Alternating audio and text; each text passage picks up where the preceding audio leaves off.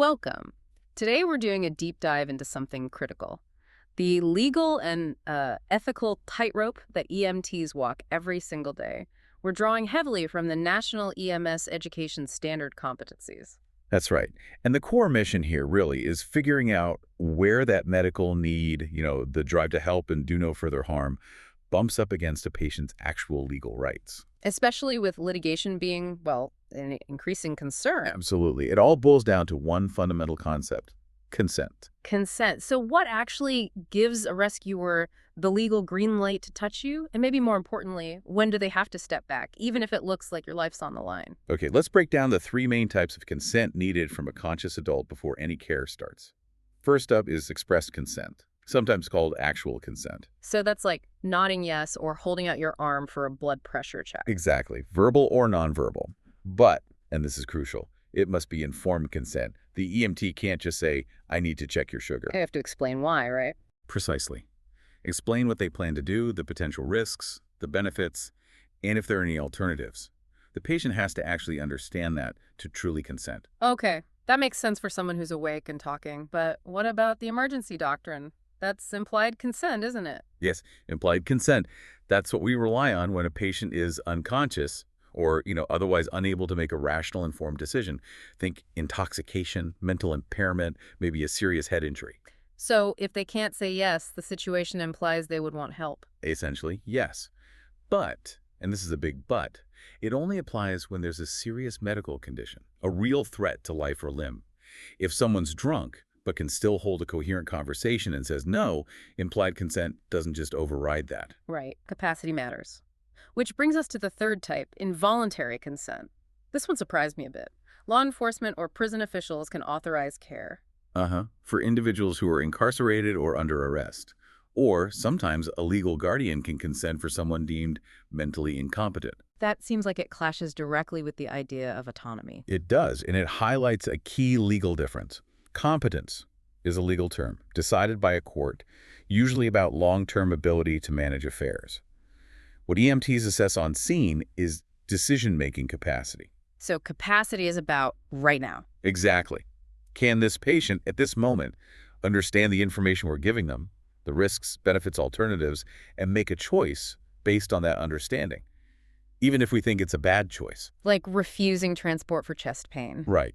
If they understand the potential consequences, like a heart attack, and still refuse, they likely have capacity. That's patient autonomy. And that right to refuse is absolute, correct? Or to withdraw consent even after starting care, even if it could lead to serious harm or death. It is. And when a patient refuses, EMTs have a very specific process they need to follow. It's about protecting the patient and the providers legally. What does that involve? You can't just walk away. No, absolutely not. You have to assess their capacity carefully. Encourage treatment. The recommendation is offered up to 3 times. You need to explain very clearly the possible consequences of refusing. Document everything, I assume. Meticulously. Document the assessment, the attempts to persuade, the explanation of risks. Contact medical control, get their advice, and ideally, get the patient to sign a refusal form with a witness if possible, like family or police.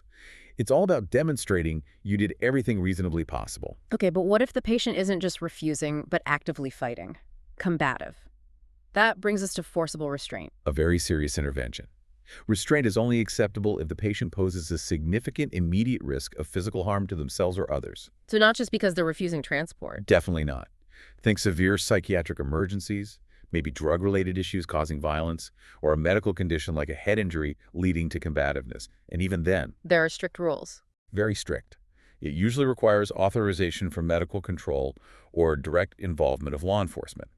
Using restraint without clear legal authority is a huge risk. Potential charges of assault, battery, civil suits too. Okay, shifting gears slightly from physical interaction to information. Privacy. We hear about HIPAA all the time. NPA, yes. The Health Insurance Portability and Accountability Act. It governs protected health information, or PHI. Which is basically everything about the patient, right? History, what you found, what you did. Correct. All of that is confidential. It can generally only be disclosed for specific reasons: treatment, payment, or healthcare operations. And even then, it's the minimum necessary information rule. Just what's needed for that specific purpose. Exactly. And this has huge implications today. Here's a critical point for you listening. EMTs must never, ever use a personal phone or device to take photos or recordings on a call. No pictures of the scene, even without the patient.